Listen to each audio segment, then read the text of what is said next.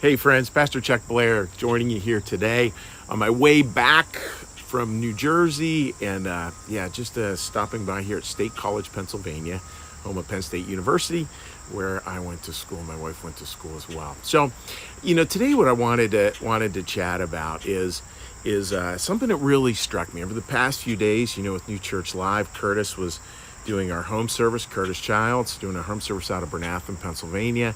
And I was traveling some different areas, including down through New Jersey, and then wrapped back through and preached down in Pittsburgh, Pennsylvania on Sunday. And it just brings up a lot. And I've been thinking about what I wanted to share today and what I wanted the point to be. And what I really wanted the point to be today is how do we find ourselves in praise of inefficiency? That inefficiency is incredibly important. And this book I've mentioned a number of times, that talks about inefficiency, and I think it's Andy Crouch, I believe, is the name of the author. And he constantly harps on the fact that we live in an age that is so hyper efficient, and that is not an easy way to live a Christian lifestyle. Now, by a Christian lifestyle, I don't mean a lifestyle that's sort of divorced from the world or holier thou or anything like that. I'm talking a Christian lifestyle that's really about service and connection. And if we're going to serve and we're going to connect, we need to embrace inefficiency. I feel like I've been talking about this in a number of different ways and maybe stressing it a little bit too much, but I do sort of want to overstress it because I'm so aware that it's a message that I think all of us need to hear, and that, any pastor will tell you, the messages we believe others need to hear are the messages we most need to hear ourselves. I know I certainly need to hear this message over and over again.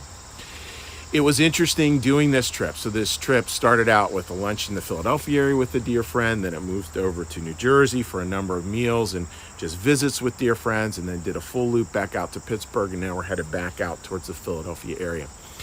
And with each one of those meals, like anytime we take time to do that, it's always valuable. And every conversation always has just this little minute where it's like, the conversation sort of has petered out, and it just isn't like, hey, this is the most exciting conversation. It's just this little sort of still space in the conversation.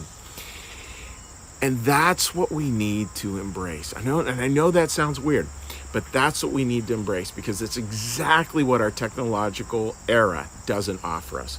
If I have something on my phone and it just looks a little boring, I scroll right on to the next thing.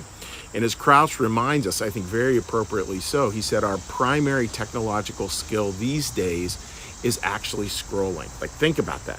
Not researching, not knowledge, not communication, but scrolling. And think how much time we all spend scrolling. Like, how crazy is that? That's not the right kind of inefficiency. That's its own little warped efficiency. Let me find something and get through anything I don't want as quickly as possible. And what I know is this, folks, is when we really can embrace inefficiency, when we really embrace conversations, and that's around coffee, that's around meals, if you're a beer drinker, going out for a beer, whatever it might be, like finding those inefficient parts, I think, is so critical, because that's where our spiritual life really, really starts to take hold. So find ways for yourself to embrace some inefficiency and really take a look at your life. And for all of us, look at our life and where we're consumed by efficiency and draw it to question, and that's not an easy thing to do, because we have a world where literally the world is at our fingertips. That's not what we're looking for here. We're not looking for the world at our fingertips. We're looking for connection right in front of our face. Not the world at our fingertips, but connection right in front of our face. How do we do that? How do we embrace inefficiency? How do we embrace connection? And I do want to put this out there, folks. We just started seeking enrollment for our new small group, and the new small group is called New. Looking where we're looking for changes in the world.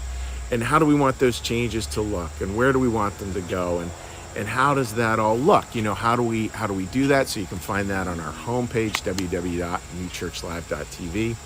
And as well, if you ever want to get together, you ever want to grab breakfast or lunch or dinner or a cup of coffee or a beer, like I'm totally game for that. I'm really, really believe it's just critically important at this point in time in our culture to really embrace inefficiency.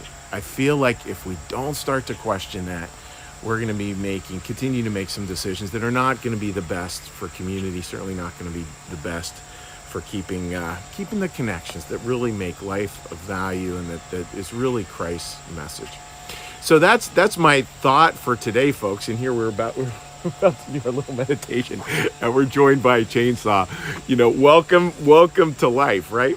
So we're still going to do our little meditation, but instead of hearing the beauty of the ocean as we did when we broadcast from Ocean City, New Jersey on Friday, we're going to hear the beautiful sounds of a chainsaw today as we broadcast from just outside of State College, Pennsylvania, right by Penn State University. So with that, friends, let's all get a little breath.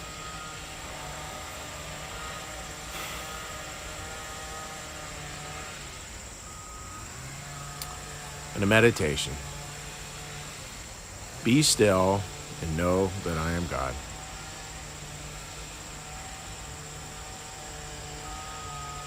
Be still and know that I am.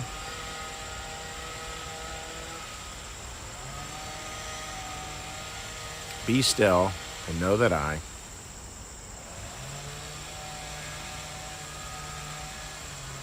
Be still and know that.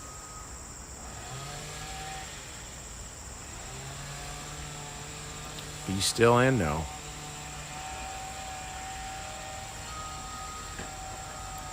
Be still and.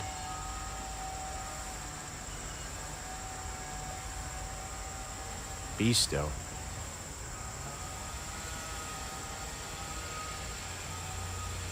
Be.